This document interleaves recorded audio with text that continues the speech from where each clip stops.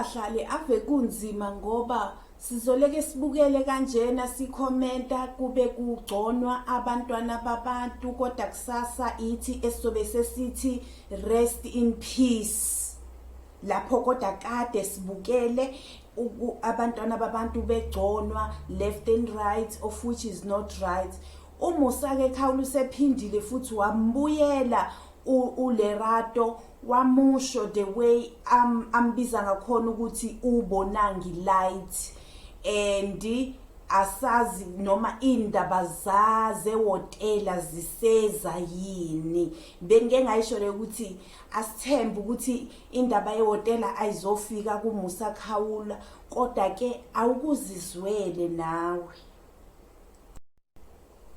Uthele waqhubeka ke bahlali uMusa KHAWULA vele embiza kanjalo uLerato ngobonangi light. Yazi vele uyadinwa uLerato, ikona nje phela ukuthi akamazi nomusa wakhona ukuthi uzothi uhlalaphi or ungubani. It's just that usebenzisela nje le Twitter account ayisebenzisayo engazakali noma iqiniso kangakanani. Ngale kwaloko ngabe usamthathela inyathelo. Uke wazama futhi nokum-attacker uDJ Sbu. Uthe la esefuna ukumthathela inyathelo wabe edecide ukuthi uya eJoburg, wabe ngase vele wayiyeka kanjani indaba yakhona, wangabe sayinaka wamiyeka futhi wangabe saleke emnakile njengendlela bekade emhlukumeza ngakhona ke manje uDJ Sbu.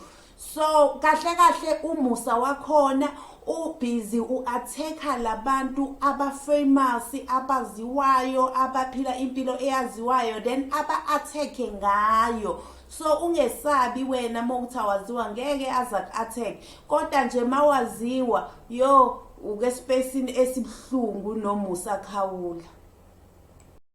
Uvele nje abuye ukudrophela amafayili akho, ungafunga ukuthi ngumuntu okwaziyo nje ohleli obuka yonke into eyenzakalayo ngempilo yakho, abuye azokhuluma the way ungakhona, akusho ngisho obukufihlile, akanandaba noma uyakuhlukumeza or ufila njani ngalonto, uzozikhulumela nje. Asazi noma akafundanga yini Nkosi yami kuChris Excel ukuthi into yenzayo komunye umuntu nawe isazokubuyela, noma kungabe thi ungenze njani wenze kanjani isazokubuyela nje ube kanjalo. Nje beze waphinda futhi vele waphindela kuyona indaba kaLerato nehotela ukuthi ingoba nje wethe wahlala kulowo hotela ngoba nakwa kwiValentine, not ngoba ukuthi ownwa uyena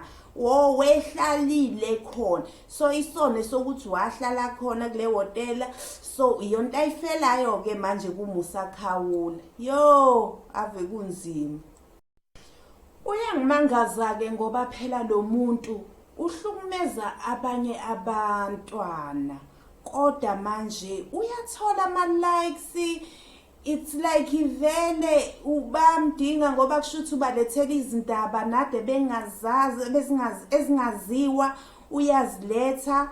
So abantu baya entertainer nabo, bazilalela indaba zabo nezamanga neziliqiniso bayazilalela, kodwa kubhlungu ngoba phela sothi masesizwa phela yazi lento yokuleke ubizwa kanje ngamagama, utshelwa lokhu naloku ngumuntu nje and lo muntu awumazi. Kubhlungu lonto, ungaze uthole usuziphathelwa idepression, so akukho right.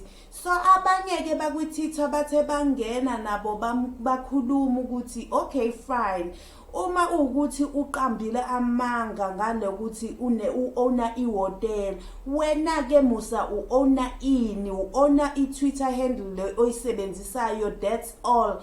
Awusiyona ngisho iIT yo. hayi ke zambuyela ke naye ke thole abanye abazomtshela nalapho uthola abazomtshela ngoba kunalomunye umthembu othe waphendula naye wakhomenta ukuthi kuko konke guys nizohleka nileleke ebiza lo ubonangi light and then nina nihleke until one day ingane yabantu icommittee isociety izibulale bese niyaqala ke senidizisa o rest in peace kodwa all along benikade nihleka of which is not right yazi yeah okay guys ezinye izinto kumele zibuke zisakude ukuthi lento kahle kahle izoba nomthelela wani ivinjwe isakude ngoba ngampela le eyenzakalayo kule rato ayikho right ayikho mnandi nanginoma ubani ophilayo empilweni emhlabeni ezozithola esimweni esifana naleli lesi ene cyberbullying angayazi yazi icyberbullying it's very very ngizothi njani ayikhonhle ayikho mnandi ayikho right kahle kahle izomenza abe ne depression azigcine ese committee society azibulala ngendlela engekho right guys asike sizameni nje nama ukuthi bakhona bangakhona umzamo bamstophe lo Musa Khawula if there is a way ukuthi mhlambe astophe ukuthi ke achathe lapho or a comment or whatever astophe ngakhona cause abantu bazozibulala ngendaba zakhe nje kuphela awuthi nami ke ngistopheke lana ngaze abuyele mina ke bahlali ngiyanithanda nibahle nihlale ninjalo nje nami ngizohlale ngikhona la nginibhekela izindaba ngononina ngithanda ule